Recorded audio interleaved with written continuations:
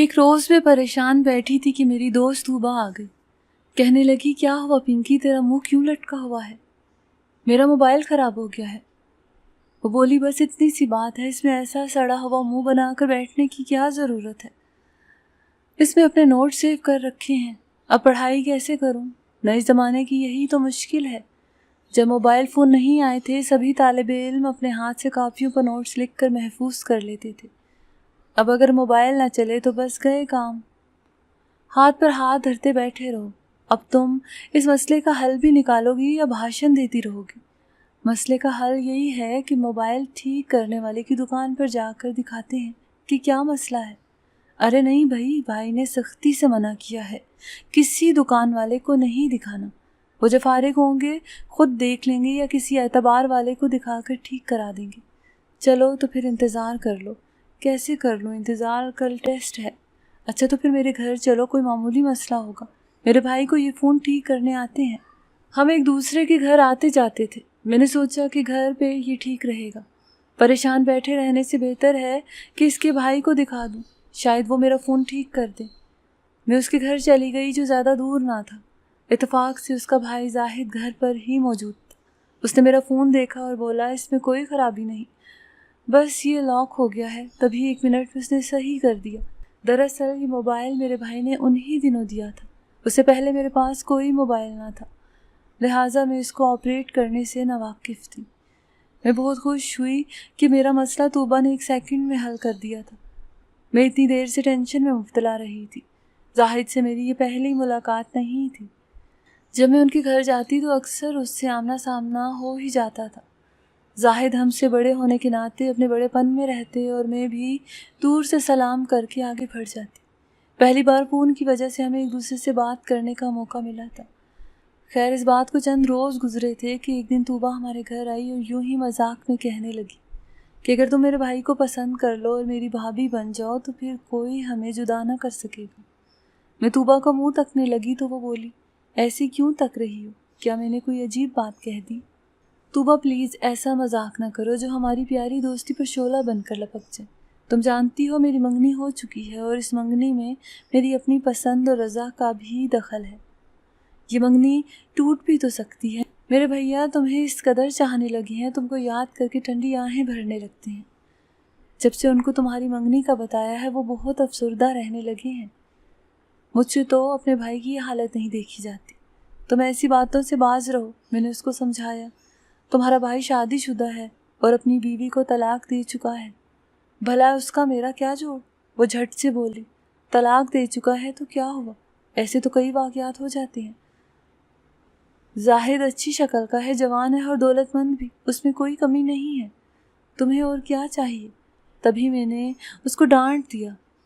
تب وہ چپ ہو گئی. میں نے اس سے یہ بھی دھمکی دی کہ اگر اس نے دوبارہ یہ بات منہ سے نکالی تو یقیناً ہماری دوستی ہمیشہ کے لیے ختم ہو جائے گی. تبھی وہ مجھ سے ناراض ہو گئی. کافی دن اس کے لیے اداس رہی. آخر وہ بچپن کی سہیلی تھی، ہمیں ایک دوسرے سے محبت تھی، مگر میں اس کو اپنے منگیتر پر ترجیح تو نہ دے سکتی تھی، جبکہ منگنی بھی میری پسند کے لڑکے سے ہو چکی تھی. 1 ماہ گزر گیا، وہ بھی شاید میرے لیے اداس تھی. آخر وہ خود میرے گھر آ گئی اور اپنی باتوں کے لیے معذرت کرنے لگی. میں نے اسے معاف کر دیا. ایک دن میں اس کے بلانے پہ اس کے گھر چلی گئی. تب اس کی امی نے باتوں باتوں میں پوچھا تیری کس کے ساتھ منگنی ہوئی ہے پنکی؟ میری باجی کی دیور کے ساتھ. میں نے بتایا تو وہ بولی آج تمہاری ماں زندہ ہوتی تو بات کرنا میرے لیے بھی آسان ہو جاتا. میں خاموش ہو رہی. اس روز طوبیٰ گھر پر نہ تھی. میں اس سے ملے بغیر ہی واپس آ گئی. دوسرے دن اس کی بھابھی نے خط لا کر دیا. میں سمجھی طوبیٰ کا ہوگا، کیونکہ ملاقات نہ ہو سکی تھی اس لیے خط لکھ دیا ہوگا. خط دیکھا تو سکتے میں آ گئی. خط طوبیٰ کا نہیں، اس کے بھائی زاہد کا تھا. لکھا تھا برا نہ مانو تو ایک بات عرض کرنا چاہوں گا. میں بہت عرصے تک تمہیں پسند کرتا ہوں. میں شریف اور عزت دار آدمی ہوں. اگر تم اقرار کر لو تو اپنی امی کو تمہارے گھر پیام کے لیے بھیج دوں. مجھے بہت غصہ آیا. اسی وقت خط کو پھاڑ کر پھینک دیا اور سوچنے لگی کہ یہ لوگ کس قدر ڈھیٹ ہیں. میں اپنے منگیتر کے سوا کسی اور کا تصور بھی نہیں کر سکتی. میں نے ان کی بھانجی کے سامنے زاہد کو بہت برا بلا کہا اور طوبیٰ سے قطع تعلق کر لیا. کئی دن گزر گئے. آخر ایک دن اس کی امی آ گئی. باجی ان سے اخلاق سے ملی، عزت سے بٹھایا، چائے پلائی. باتوں باتوں میں بیٹے کی تعریفیں کرنے لگی اور اشاروں کنایوں میں رشتہ مانگا۔ باجی نے صاف کہہ دیا کہ اس کے میرے دیور کے ساتھ منگنی ہو چکی ہے، اب کہیں اور رشتے کا سوال ہی پیدا نہیں ہوتا۔ اس روز باجی ہمارے گھر ٹھہری ہوئی تھی۔ طوبیٰ کی امی نے بہت ضد کی، آخر کار ان کو مایوس لوٹنا پڑا۔ چند دن گزرے ہوں گے کہ ظاہر شرجیل بھائی جان کی دکان پر آیا اور ان سے کہا کہ آپ سے ضروری بات کرنی ہے۔ وہ ظاہر سے بخوبی واقف تھے، لہٰذا دکان بند کی اور اس کو قریبی کیفے لے گیا۔ چائے منگوائی اور پوچھا، آپ نے کیوں زحمت کی، فرمائیے، میں سیدھے سادے طریقے سے مدعا بیان کر دیتا ہوں۔ میں آپ کی بہن سے رشتہ چاہتا ہوں۔ چونکہ آپ کی والدہ حیات نہیں ہے اور آپ ہی گھر کے سربراہ ہیں، تو میں نے آپ سے براہ راست بات کرنا مناسب سمجھا۔ برا مت مانیے گا، جہاں لڑکیاں ہوں تو رشتے بھی آتے ہیں۔ میری بہن کی منگنی ہو چکی ہے اور جلد شادی ہونے والی ہے، اس لیے رشتے کا تو سوال ہی پیدا نہیں ہوتا۔ آپ کی امی بھی یہی مدعا بیان کرنے آئی تھی اور میری بہن ان کو بھی یہ بتا چکی ہے۔ آپ نے خواہ مخواہ دوبارہ زحمت کی، آپ کو ایسا نہیں کرنا چاہیے۔ اب آئندہ ہمیں پریشان نہ کیجیے گا۔ بھیا کا روکھا اور سیخ پا جواب سن کر زاہد آپے سے باہر ہو گیا اور دھمکی آمیز لہجے میں کہا، دوبارہ تو آنا پڑے گا، آپ کو شاید سوچنے کے لیے وقت چاہیے، سوچ کر رکھیے گا۔ میں 2 ہفتے بعد آؤں گا۔ میں آپ کی بہن کو پسند کرتا ہوں اور اس کا خیال دل سے نہیں نکال سکتا، ورنہ میری زندگی برباد ہو جائے گی۔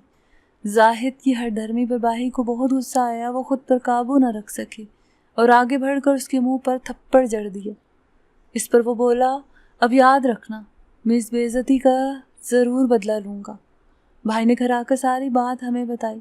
باجی اور میں خوش ہو گئے کہ اچھا ہوا انہوں نے زاہد کو سزا دی، وہ تو پنجے جھاڑ کر ہمارے پیچھے پڑ گئے تھے۔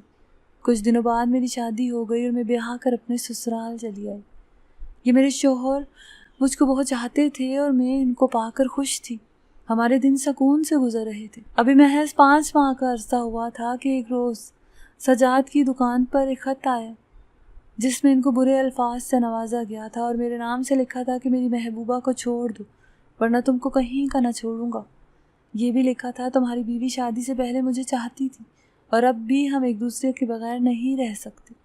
سجاد کو مجھ پر بھروسہ تھا، تبھی کسی بدخواہ کی شرارت سمجھ کر خط مجھے نہ دکھایا اور پھاڑ دیا۔ وہ مجھے پریشان نہیں کرنا چاہتے تھے۔ کچھ دن گزرے تھے کہ ایک اور خط آ گیا، اس کے بعد تیسرا۔ لکھا تھا کہ 2 ہفتے کے اندر اندر میری محبوبہ کو طلاق دے دو ورنہ میں اسے اغوا کر کے لے جاؤں گا اور تم کو پچھتانا پڑے گا۔ میری محبوبہ نے مجبوری کے تحت تم سے نکاح کیا ہے کیونکہ اس کا بے غیرت بھائی اس پر بری نیت رکھتا تھا۔ اب میرے شوہر کے لیے بات ناقابل برداشت ہو گئی، وہ پریشان ہو گئے اور خط لے کر بھائی کے پاس چلے گئے۔ انہوں نے مجھ سے بھی پوچھا کہ کیا کبھی تمہارا کسی سے تعلق یا واسطہ رہا ہے؟ کیا تمہاری مجھ سے شادی کسی مجبوری کے تحت زبردستی کی گئی ہے؟ جبکہ تم نے تو اپنی بڑی بہن سے میرے لیے پسندیدگی کا اظہار کیا تھا۔ مجھے سمجھ میں نہیں آ رہا کہ یہ سب کیا ہے اور یہ شخص کون ہے، کیا چاہتا ہے اور تم سے اس کا کیا واسطہ ہے؟ انہوں نے یہ کہہ کر مجھے خط دکھایا تھا۔ بولے ایسے کئی خط آئے اور میں نے پھاڑ ڈالے کہ ان خرافات سے تم پریشان نہ ہو کیونکہ تم امید سے ہو۔ میں تم کو ایسی حالت میں ڈسٹرب نہیں کرنا چاہتا تھا۔ اب تم ہی بتاؤ یہ ہے کون؟ میں کیا بتاتی، رونے لگی۔ کہا آپ مجھ پر یقین کریں، میں بے قصور ہوں، یہ کسی کی سازش لگتی ہے۔ بولے میں جاننا چاہتا ہوں یہ ہے کون جو تم کو جانتا ہے اور بیٹھے بٹھائے اس نے سازش سوچی ہے۔ میں جان گئی تھی کہ سوائے طوبیٰ کے بھائی کی اور کوئی نہیں ہو سکتا۔ میں نے ان کو بتایا مجھے لگتا ہے کہ میری سہیلی طوبیٰ کا بھائی ہو سکتا ہے۔ پھر میں نے ان کو تمام رام کہانی سنا دی۔ میں رو رہی تھی، میں سچی تھی اس لیے میری باتوں میں اثر تھا۔ انہوں نے کہا ٹھیک ہے، میں تمہیں بے قصور مانتا ہوں مگر اس سلسلے کو بند ہونا چاہیے۔ میں اس پریشانی کو کب تک جھیلوں گا؟ ایک لمحے کو سوچو، اگر کوئی لڑکی میری محبوبہ بن کر تمہیں خط لکھتی تو تمہاری کیا حالت ہوتی؟ خدا نہ کرے جو میں ایسی مصیبت میں گرفتار ہو جاؤں۔ آپ میرے بھائی کو یہ خط دکھائیے، وہی اس کا توڑ کریں گے۔ سجاد فوراً ہی میرے میکے چلے گئے، بھائی اسی وقت دکان سے آئے تھے، ان کو یہ خط دکھایا، بس پھر کیا تھا، قیامت ہی آ گئی۔ خط پڑھتے ہی میرے بھائی کا خون کھول اٹھا۔ وہ سجاد سے بولے تم گھر جاؤ، میں اس خط لکھنے والے شخص اور اپنی بہن کی بے گناہی سے آگاہ ہوں۔ پنکی بے قصور ہے اور یہ میرا خبیث محلے دار ہے۔ یہ ہمیں اس وجہ سے بلیک میل کر رہا ہے کہ میں نے اس سے رشتہ نہیں لیا۔ یہ ایک شادی شدہ آدمی اور بیوی کو طلاق دے چکا ہے۔ بھائی کے تیور دیکھ کر سجاد ڈر گئے. اندازہ کر لیا کہ وہ کوئی ہلکا قدم اٹھانے والے نہیں بلکہ کچھ برا کرنے والے ہیں. تاہم وہ میرے تحفظ کے خیال سے گھر آ گئے کہ میں گھر میں اکیلی تھی. 1 گھنٹہ گزرا تھا سجاد کو گھر آئے کہ بھابھی نے فون کیا. وہ رو پیٹ رہی تھی کہ غضب ہو گیا. خدا جانے سجاد کیسا خط بھائی کو پکڑا گیا ہے کہ انہوں نے زاہد کو جان سے مار ڈالا ہے. جو چوک پر کھڑا ہوا تھا وہیں پر گر کر ڈھیر ہو گیا. پولیس بھائی کو پکڑ کر لے گئی ہے. یہ سن کر میں نے اور سجاد نے دل تھام لیا. بولے کاش میں خود اس آدمی سے بات کر لیتا اور بھائی شرجیل کو خط نہ دیتا. معلوم نہ تھا وہ اسے مل کر اپنے لیے پھانسی کا سامان کر لیں گے. کچھ صانعات ایسے ہوتے ہیں جن پر کسی کا بس نہیں ہوتا اور کچھ ڈھیٹ لوگ ایسے ہوتے ہیں جو باوجود غلط ہونے کی اپنی ہٹ درمی پر اڑے رہتے ہیں. چاہے اپنی جان جائے یا کسی اور کی ان کو پرواہ نہیں ہوتی. کاش میں سہیلی کی باتوں میں آ کر اپنا موبائل فون ٹھیک کرانے کو اس کے بھائی کے پاس نہ جاتی. اپنے بھائی کے آ جانے کا انتظار کر لیتی. جلد بازی بعض اوقات بڑے المیے سے دوچار کرتی ہے. میرے ساتھ بھی ایسا ہی ہوا. آج میں تو اپنے گھر میں خوش اور آباد ہوں لیکن میری بھابھی کا گھر اجڑ گیا ہے. ان کے 4 بچے یتیم ہو گئے ہیں کہ عینی گواہوں کی شہادت کے سبب بھائی جان کو پھانسی ہو گئی ہے.